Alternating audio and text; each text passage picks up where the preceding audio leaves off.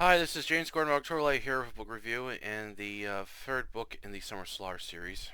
The book I'll be talking about today, The Patch by Cherokee Paul McDonald.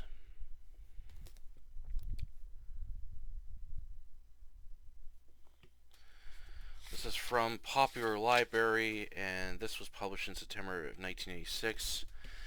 This was a disappointing read. I did not enjoy this book at all. It gets off to an interesting start, but then after that, it just gets really boring. There's a lot of drama in it, and the synopsis lied about this book. It basically claims it's about like this, like a vigilante that goes after criminals and stuff, and his calling card. He leaves like a police patch. So this got me thinking this guy is like an ex-cop that's now become a vigilante, is killing criminals, and there'll be a lot of them. But that doesn't happen towards the end of the novel. Like the thing that absolutely bored me was reading all these subplots and all this drama and too much romance just to get to the very end, which it finally begins to get the plot of it going. But by that point, it's already too late because the book's almost over, and I was really disappointed with this book.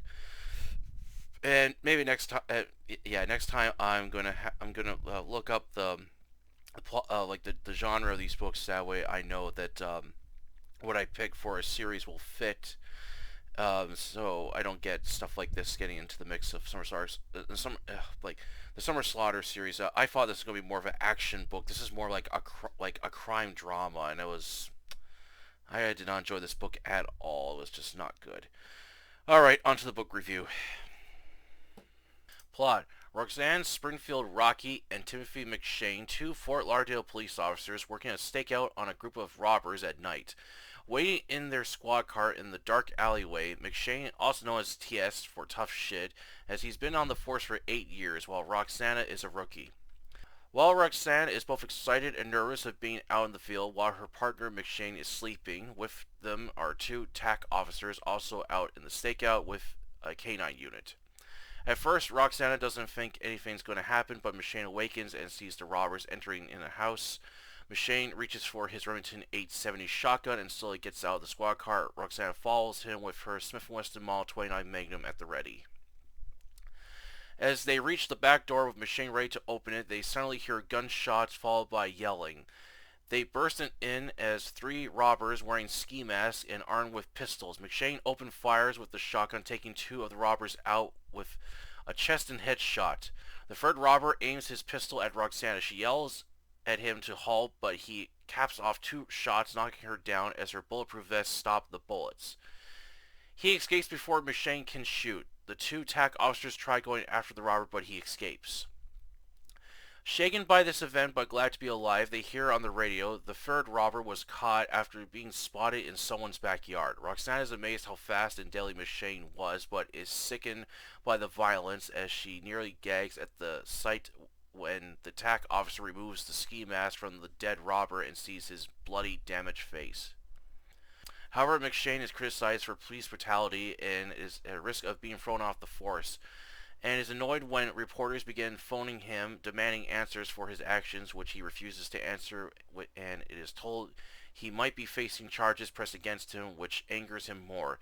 The guy they arrested is let go after a lack of evidence to prove it was the guy. McShane offers Roxana a drink with a few other officers at a bar. However, the two butt heads as Roxana believes in working with the system. However, McShane disagrees, calling the system the enemy, as they rather keep criminals on the streets than arrest them as long as they're paid off.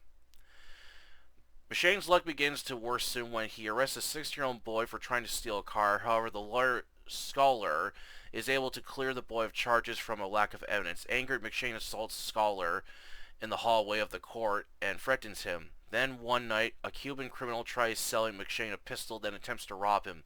McShane disarms the man but nearly beats him to death before two officers can stop him. His boss is growing worried as he's putting the police department in a bad spot.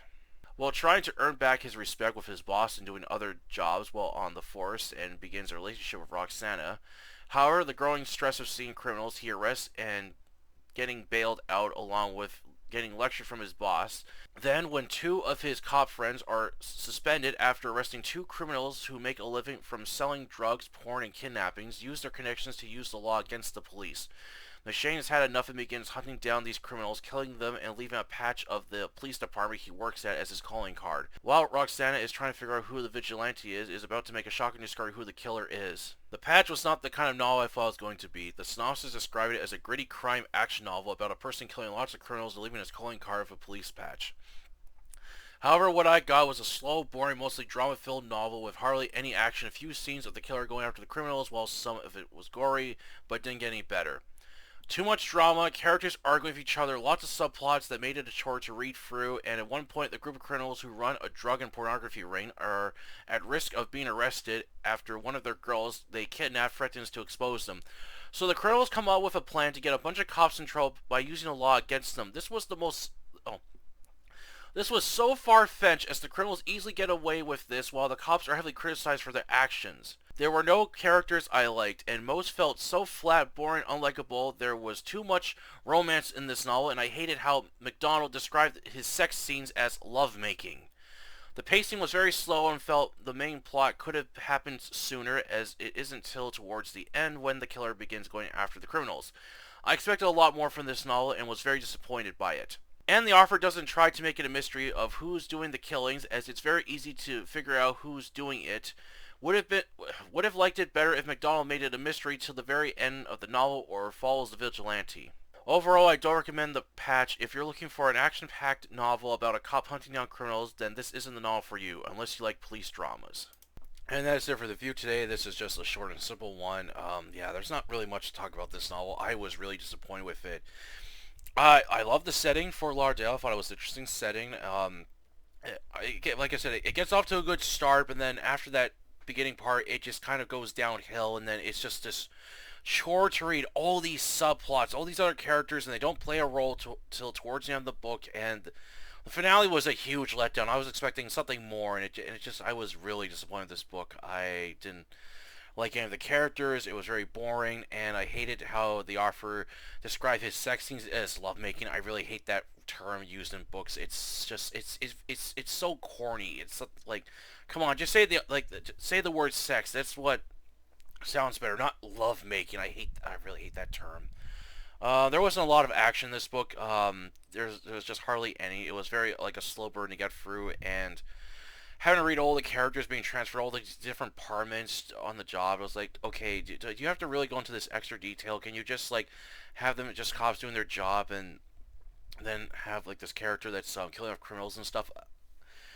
I was thinking this book was you're going to follow the vigilante, and basically it's from the story's told from his point of view, and that was going to be it. Or it's about a cop that's trying to hunt down a vigilante, and it's kind of a mystery of who the killer is. That would have been better, but it's no mystery of who the killer is. And in the beginning of the book, there's like a flashback scene of McShane when he's in the Vietnam War, and he does something basically that preludes to what he does later on in the book. So it's like there's no mystery to it. It's kind of disappointing. So yeah, this is not a book I would recommend checking out. It's not really exciting. It's mostly boring.